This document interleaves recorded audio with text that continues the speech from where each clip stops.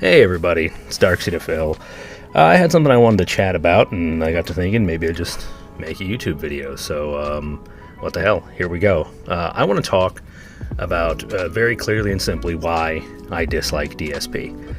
I think everybody has a reason for being here in the vortex. Everybody has a reason that they dislike Phil if they're involved in this.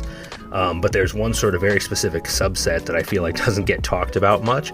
And I feel very strongly about it. So, because it's the reason that I dislike Phil. So, yeah, let's get into it.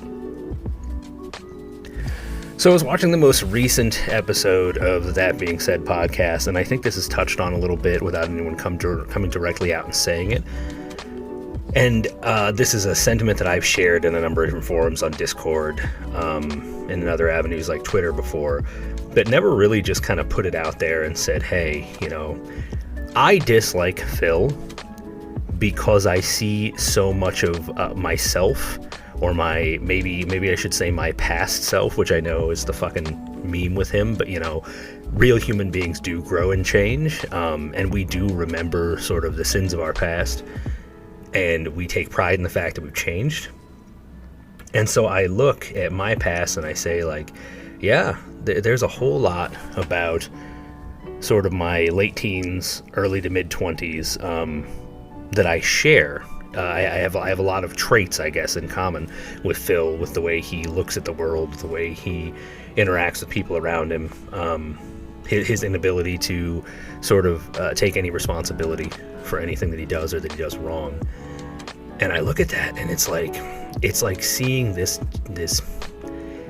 nasty part of myself that I fought really hard to sort of expunge and to work through.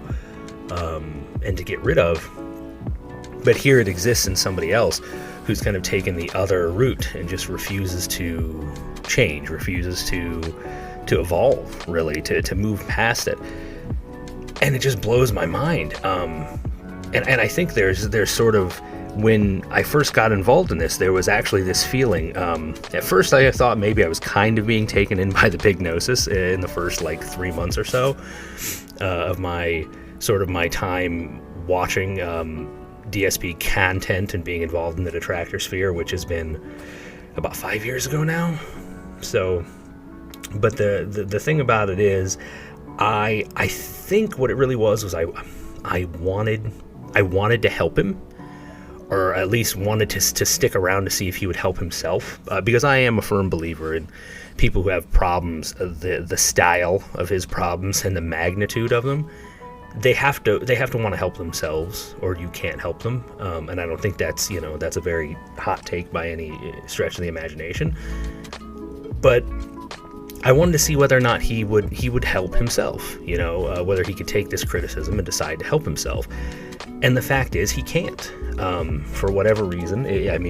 I believe it's probably narcissism. I think we've seen enough proof of that concept to believe that it's true, but he just refuses to help himself, and that drives me insane, because I know what it's like to sort of live as that type of person, to live in that headspace, to be doing all these awful things to yourself and to other people around you, and just sort of knowing that you're the only one that can fix it, or at least having people tell you that you're the only one who can fix it and change it. They'll support you, but you have to make the decision, and then not making the decision. And I think that it is in that not making the decision to better himself that he is at his most despicable. And again, I see sort of this part of myself that's still alive and breathing that I know personally I killed a long time ago, at least, for the most part. Nobody's perfect. But it drives me insane, because we've all made mistakes. We've all made mistakes very similar to Phil's. Again, it was something that I've heard talked about on podcasts and videos, just in random discussions on streams from one detractor to another. But people grow, people learn, and people change. But that's the ironic thing, is that, for all the talk he does about change, Phil just doesn't change. He doesn't change at all.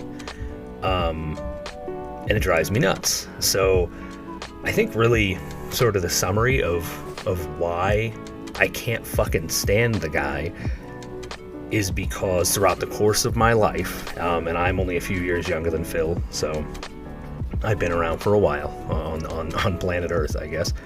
Not that he's been, but that's neither here nor there. But I've had more in common with DSP throughout the course of my life than I probably haven't had in common with him.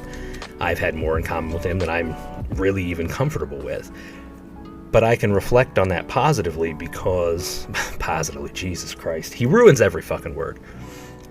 But I can reflect on all that positively because I've overcome these issues like a lot of other people have. We've grown and we've changed. And I think that you can't really know how despicable all that shit is and how much you really just detest when somebody, is an unrepentant beggar and a narcissist and they're just fucking terribly, brutally mean to everyone around them. Unless to a certain extent, you've either been a victim of this stuff or you've been the perpetrator. And I think, there's probably a lot of people in the distractor sphere like myself who have probably been sort of the perpetrator of some of these issues in the past. And they look at him with disdain because they know that it's possible to get past it and he just refuses to. Maybe I'm completely wrong in that, but I don't think so. The more and more I hear about this, and I think listening to this podcast today was what kind of triggered me. I was like, no, man, I'm right. Like, there are other people that feel this way, and this is why they don't like him. And I want to start a conversation with those people. So I guess the way I would summarize this whole thing is with a bit of a comparison, a metaphor, from one of my favorite stories of all time, which is actually the story of Dragon Ball, because I'm a giant weeb, so, joke about that in the comments, if you will. But I would say that I look at DSP, and I see the Demon King Piccolo to my Kami. I see my expelled demon that refuses to die. It's continuing to be an abysmal person. And it just won't go away, and it won't change. Even though I know that metaphor isn't completely and totally like airtight throughout, the Kami Piccolo comparison I think is pretty good. And I just want to add what energy I can to the sort of the spirit bomb of the detractor sphere that all of us are always adding. This sort of positivity out of negativity that just amasses a little more every year to sort of eventually get rid of him, just to see him gone, or at least to see this version of him gone. I don't think he has it in him to change at this point, but if he did, I'd welcome it. I would consider it getting rid of him because it's getting rid of the bad things that he does that everyone dislikes him for in the first place. So I'd take that as a win. Doesn't mean he's got to be gone from the internet, because let's be honest, it's entertaining.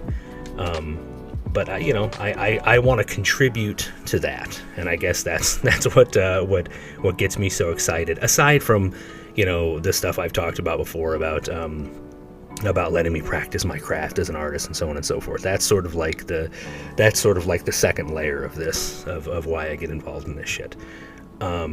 So yeah, I guess that's kind of how I feel about it. I feel like I see a lot of myself, or my past self, if you will, in this guy, and he drives me fucking nuts, and I would just love to either see him gone or see him changed, and whatever I can do to contribute to that, awesome. Or maybe I just like laughing at douchebags.